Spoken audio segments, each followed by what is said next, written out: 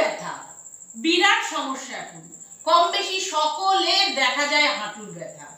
বছরের একটা সময় হয়, কোনো সময় একটু বাড়ে কমে।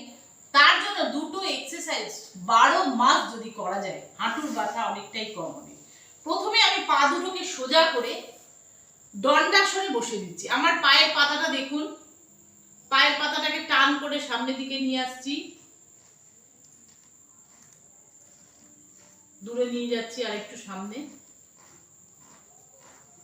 আর একটু সামনে, আর একটু সামনে। এই যে পায়ের পাতাটাকে টান করছি, ছাড়ছি, টান করছি, ছাড়ছি। এটা অন্তত 50 বার করুন। দ্বিতীয়টা হচ্ছে হাঁটুটাকে দেখুন, দুটো হাঁটুকে আমি টানছি, ছাড়ছি, টানছি, ছাড়ছি।